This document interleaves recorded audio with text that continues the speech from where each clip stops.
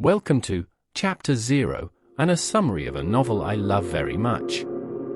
Don Quixote Summary 1605 and 1615. Why it's the most important novel ever written. Author Miguel de Cervantes Saavedra, Spanish novelist, poet, and playwright, born 1547 in Alcalá de Henares, died 1616 in Madrid. Publication, published in two parts. Part 1 in 1605. Part 2 in 1615, 10 years later. Often considered the first modern novel and one of the most influential works of Western literature. Original language, Spanish. The novel is a foundational text of Spanish literature and a major influence on the development of the novel as a literary form worldwide. Genre, satirical novel, parody of chivalric romances, picaresque, metafiction, tragicomedy, philosophical narrative. Setting, late 16th to early 17th century Spain, mainly the region of La Mancha, plus Sierra Morena Mountains, Barcelona, and various inns, roads, and ducal estates. Narrative frame, Cervantes presents himself as a second author or editor. He claims the story comes from a manuscript by an Arab historian, Said Hamid Ben Ingeli, which he found and had translated. This device lets Cervantes comment on authorship, truth, and fiction. Core premise, Alonso Quixano, an aging minor nobleman or hidalgo from La Mancha, reads so many books about medieval knights-errant that he loses his mind. He decides to become a knight-errant himself under the name Don Quixote de la Mancha. He wants to revive chivalry, seek adventures, right wrongs, protect the weak, and win honor in the name of his invented lady love.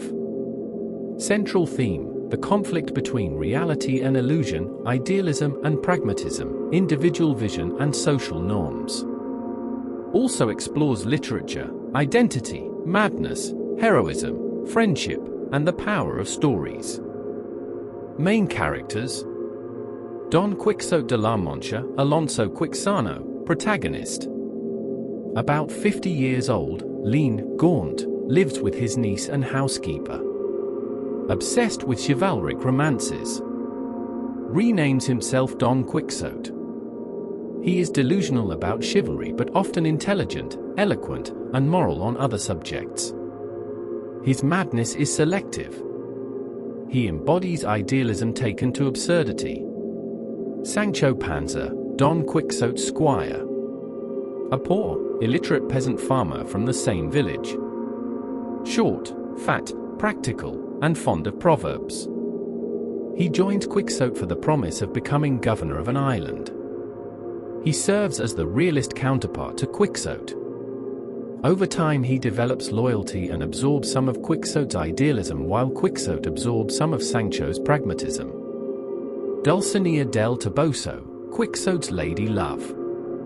Her real name is Aldonza Lorenzo, a local farm girl Quixote barely knows. He idealizes her as a beautiful highborn princess because a knight must have a lady to serve. She never appears in person in Part 1 and is a central absence. In Part 2 she becomes enchanted as part of the plot. Rocinante, Don Quixote's horse. An old, emaciated nag that Quixote sees as a powerful steed. The name means former workhorse or foremost nag. Dapple, Sancho's donkey. Sancho is deeply attached to him. Dapple is stolen and recovered during the story. The priest and the barber, Nicholas and Maese Nicholas, friends of Alonso Quixano. They represent reason and try to cure Quixote by burning his books and later by tricking him into returning home. Sanson Carrasco, a young bachelor from the village. In Part 2 he twice disguises himself as a knight to defeat Don Quixote and force him to abandon chivalry and go home. The Duke and Duchess, nameless aristocrats in Part 2 who have read Part 1. They host Quixote and Sancho and stage elaborate, cruel pranks for their own amusement. Said Hamid Ben Ingeli, the fictional Arab historian Cervantes credits as the original author of the manuscript. Cervantes uses him to create narrative distance and irony. Structure of the novel. Three Sallies. The book is organized around 3 journeys or expeditions Don Quixote makes from his village. First Sally, chapters 1 to 6 of Part 1, Quixote goes alone. Very brief. He is knighted by an innkeeper and returns home after being beaten. Second Sally, chapter 7 to end of Part 1, Quixote recruits Sancho. Contains most famous episodes. Ends with Quixote caged and taken home. Third Sally, all of Part 2. Quixote and Sancho leave again. More reflective and metafictional. Ends with Quixote's defeat, return home, regaining sanity, and death. Part 1 Summary, 1605. Chapters 1 to 5, Birth of a Knight. Alonso Quixano neglects his estate and sleeps little because he reads chivalric romances day and night. His brain dries up. He decides to become a knight-errant. He cleans a suit of old armor, makes a cardboard visor for his helmet, and renames his horse Rocinante. He chooses Aldonza Lorenzo as his lady and renames her Dulcinea del Toboso. He sets out at dawn. At an inn he believes is a castle, he insists the innkeeper dub him a knight. The innkeeper plays along to get rid of him. After leaving, Quixote tries to defend a boy, Andres, who is being whipped by his master. He makes the master promise to pay Andres, but after Quixote leaves, the master beats Andres worse. Quixote then challenges merchants to declare Dulcinea the most beautiful woman. They mock him and a servant beats him.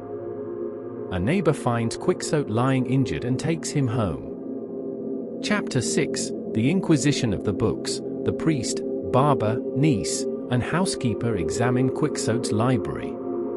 They decide his madness comes from the books. They burn many of them and wall up the library, telling Quixote a wizard carried it off. They save a few books like Amadis de Gaula and Tyrant Lo Blanche.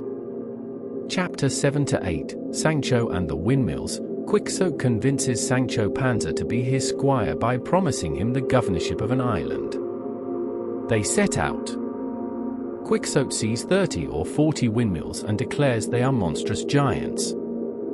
Despite Sancho's protests, he charges at them with his lance. The wind turns the sail, shatters his lance, and throws him and Rocinante to the ground. Quixote blames the sage Freston, an enemy enchanter, for turning the giants into windmills to rob him of victory. This establishes the pattern. Quixote misinterprets reality, Sancho corrects him, Quixote blames enchanters. Chapters 9 to 10, The Biscayan and Narrative Trick. Quixote attacks friars he thinks are enchanters kidnapping a princess. He then fights a Biscayan squire. Cervantes stops the story mid-fight, saying the manuscript ended. In the next chapter, Cervantes claims he found the continuation in an Arabic manuscript by Benengeli in Toledo. Chapters 11 to 14, Golden Age and Marcella, they meet goat herds. Quixote gives a famous speech on the Golden Age, lamenting modern corruption. They learn about Grisostomo, a shepherd who died of love for the shepherdess Marcella. At his funeral, Marcella appears and delivers a speech defending her right to live freely and not owe love to anyone. Quixote defends her autonomy. This episode introduces feminist themes and questions of pastoral idealism.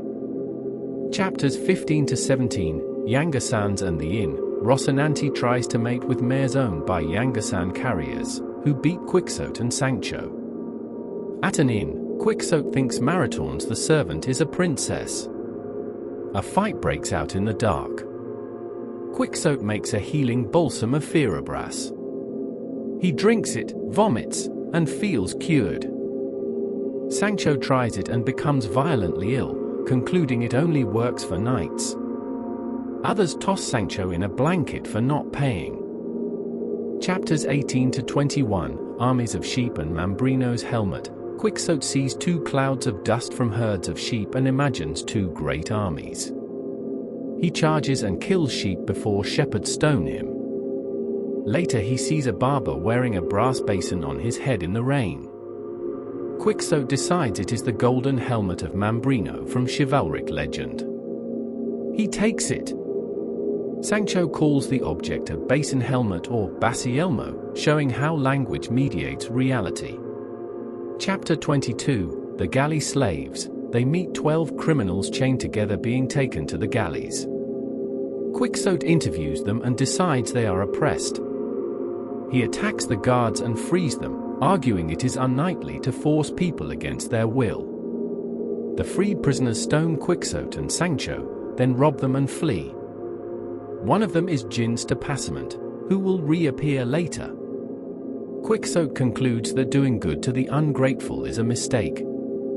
Chapters 23 to 27, Sierra Morena Penance. Fearing the Holy Brotherhood for freeing the galley slaves, Quixote enters the Sierra Morena Mountains. He decides to imitate knights who did penance for their ladies. He sends Sancho to deliver a letter to Dulcinea. Sancho meets the priest and barber, who plan to bring Quixote home. In the mountains, Quixote meets Cardenio, a ragged man gone mad from heartbreak. Chapters 28 to 36, Interwoven Love Stories. The novel inserts several novellas. Cardenio tells how his friend Don Fernando betrayed him and stole his beloved Lucinda.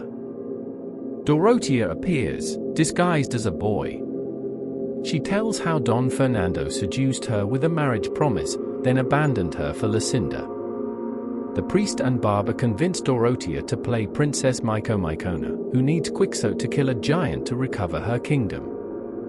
This ruse will lure Quixote home. At the inn, more travelers arrive. They read aloud The Ill-Advised Curiosity, a story about a man who tests his wife's fidelity and destroys his marriage. Don Fernando and Lucinda arrive. Fernando repents and returns to Dorotea. Cardenio reunites with Lucinda. The interpolated stories explore love, honor, and deception. Chapters 37 to 46, At the Inn Again, a captive from Algiers tells his life story. Quixote gives a discourse on arms and letters, arguing the soldier's life is nobler than the scholar's. The group debates whether Quixote's basin is a helmet or not, turning into a philosophical argument about perception. This shows how Quixote's madness affects everyone. Chapters 47 to 52, the end of Part 1. To get Quixote home, the priest and barber put him in a cage on an ox cart, telling him he is enchanted.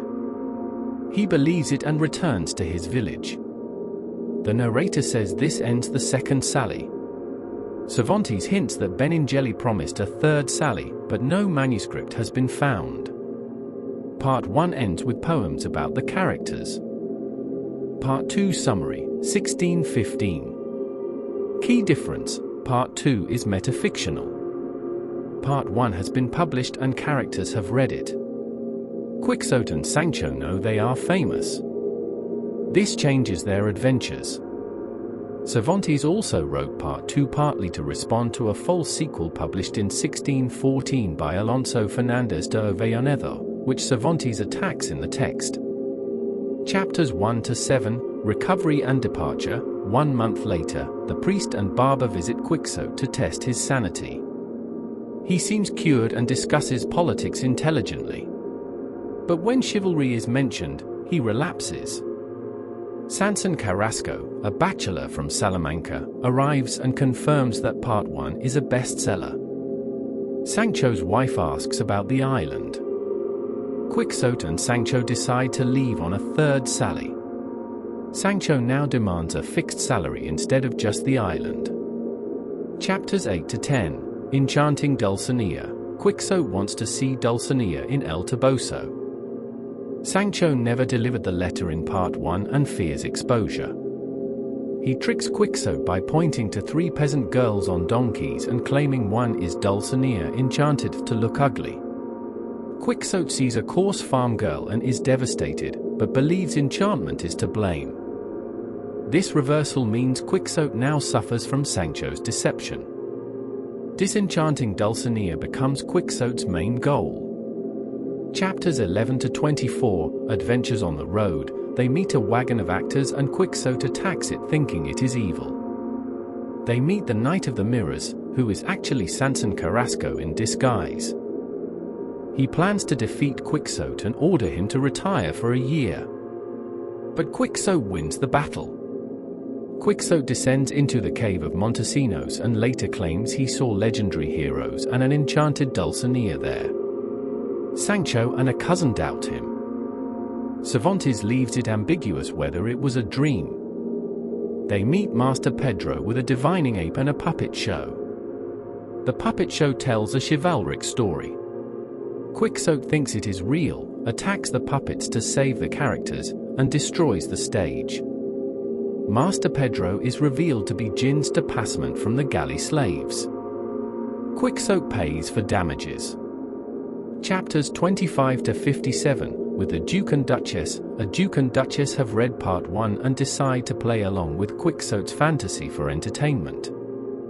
Their pranks are elaborate and often cruel. They stage a hunt where Quixote thinks he is honored.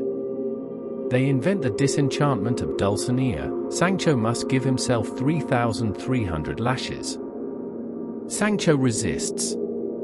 They convince Quixote and Sancho to ride a wooden horse called Clavileño, blindfolded, telling them it will fly to a distant kingdom. Servants blow air and fire at them to simulate flight. The Duke gives Sancho the governorship of a fake island called Barataria. Sancho governs wisely, showing great practical judgment in several cases, but he resigns after a week because the stress and lack of food are too much. He says he was born to be a squire, not a governor. After leaving the Duke, they meet bandits led by Roque Guinart, who treats them respectfully. Chapters 58 to 74, Barcelona, Defeat and Death. They go to Barcelona, a real city.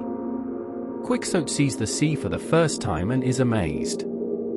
He visits a printing shop and sees Part 2 being printed, another metafictional moment. On the beach, the Knight of the White Moon challenges him. It is Sancho Carrasco again. This time Carrasco defeats Quixote. As per the terms, Quixote must return home and abandon chivalry for 1 year.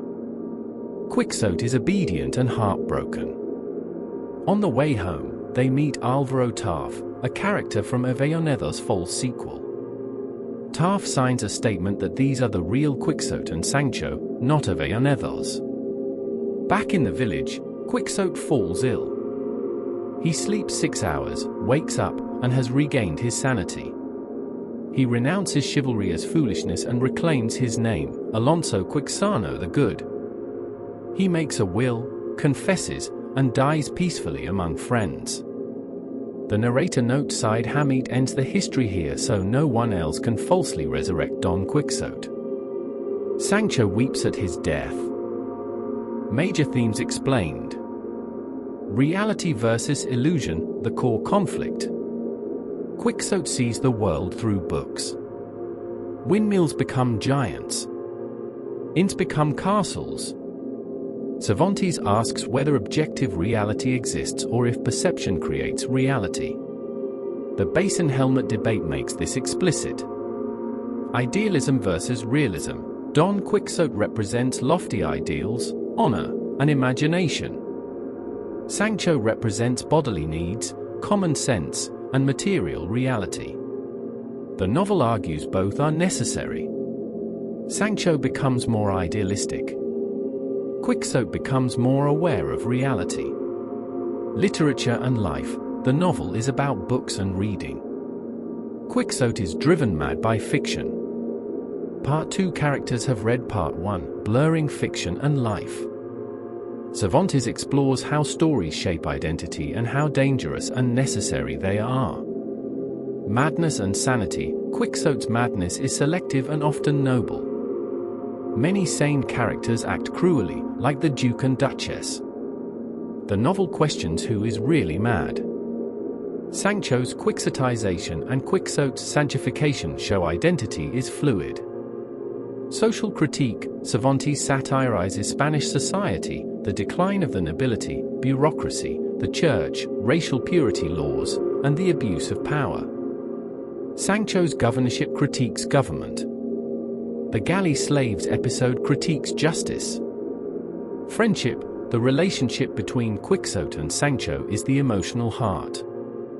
Despite class difference and Quixote's madness, they develop deep mutual affection and dependence.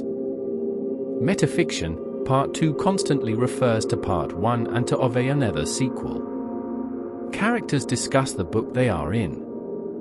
This was revolutionary and influenced all later novels. Literary style and techniques. Parody mocks the language and conventions of chivalric romances, which were hugely popular but formulaic. Multiple narrators, Cervantes, the translator, and Side Hamid Benengeli create layers of authorship and unreliability.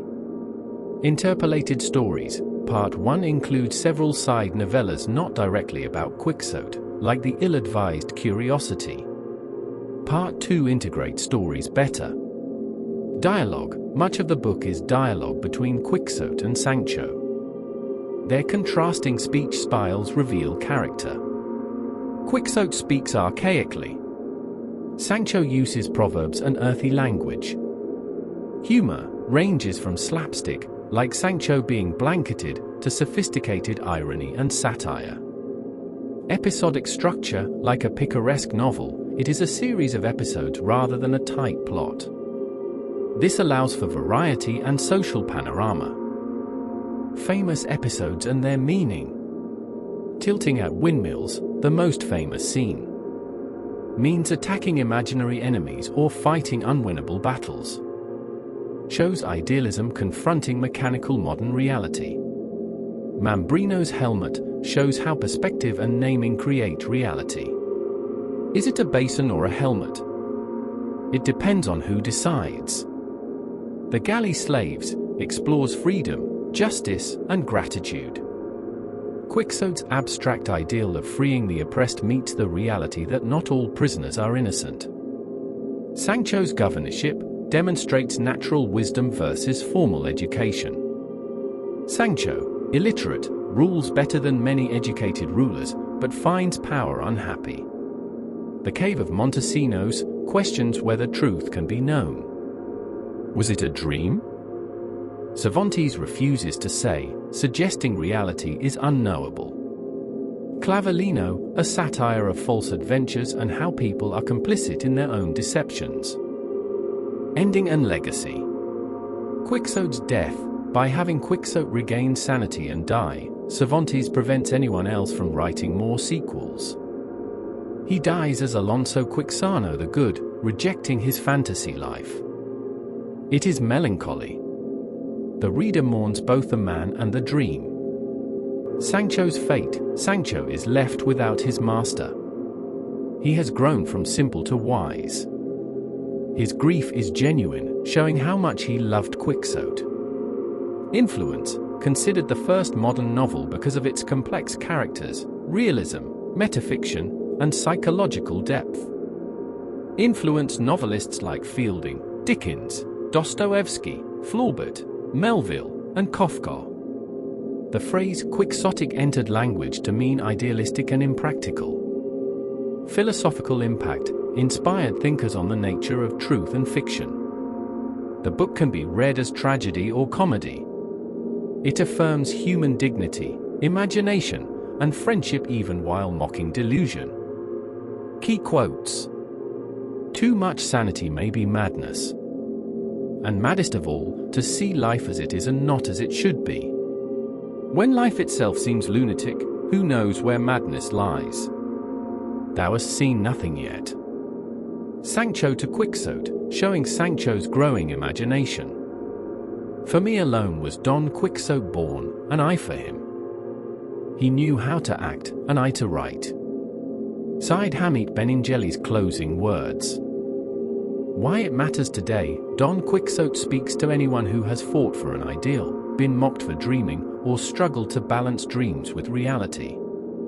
It is about the courage to imagine a better world and the pain when the world refuses to cooperate. The friendship of Quixote and Sancho shows how different people need each other.